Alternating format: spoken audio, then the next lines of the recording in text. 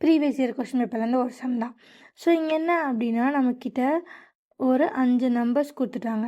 So இப்போ என்ன பண்ணிக்க சொல்கிறாங்கன்னா ஒவ்வொரு நம்பரில் உள்ள ஃபர்ஸ்ட் அண்ட் தேர்டு டிஜிட்டை வந்து இன்டர்சேஞ்ச் பண்ணணும். அதுக்கப்புறம் அந்த நம்பர்ஸை வந்து அசெண்டிங் ஆர்டரில் எழுதணும். ஃபைனலாக வர திங்ஸில் லாஸ்ட்லேருந்து அதாவது ரைட்லேருந்து செகண்ட் பொசிஷன் யாருன்னு பண்ணலாமா? ஸோ ஃபஸ்ட்டு வந்து அந்த இன்டர்சேஞ்ச் பண்ணுற வேலையை பார்த்தலாம். ஒவ்வொரு டிஜிட்லேயும் ஃபர்ஸ்ட் அண்ட் தேர்டை வந்து இன்டர்சேஞ்ச் பண்ணலாம். எழுதலாமா? ஸோ ஃபஸ்ட்டு இதை எடுக்கிறேன். ஸோ இதில் வந்து 216 இன்டர்சேஞ்ச் ஆகும். அப்போ அந்த நம்பர் 6724. செகண்ட் இந்த நம்பர். ஸோ 9 அப்படியே இருக்கும். 8 முன்னாடி இருந்தாலும் 7 பின்னாடி போயிடும்.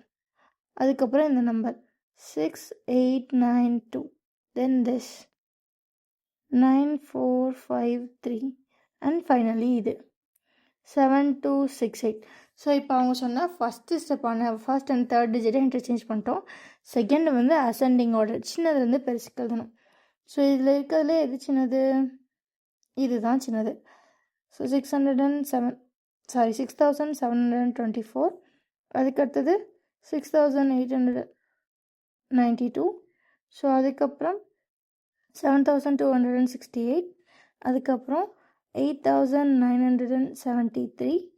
ஃபைனலாக 9453. ஓகே. ஸோ இப்போ அவங்க சொன்னால் 2 ஸ்டெப்பையும் முடிச்சாச்சு. இன்டர்சேஞ்சும் பண்ணியாச்சு, அசெண்டிங் ஆர்டர்லையும் எழுதியாச்சு. ஸோ ஃபைனலாக என்ன பண்ணணும்னா ரைட் ஹேண்ட். ஸோ இதுதான் ரைட் ஹேண்ட். இதுலேருந்து second position, first and second position. So இவங்கள தான் யாருன்னு கண்டுபிடிக்கணும்.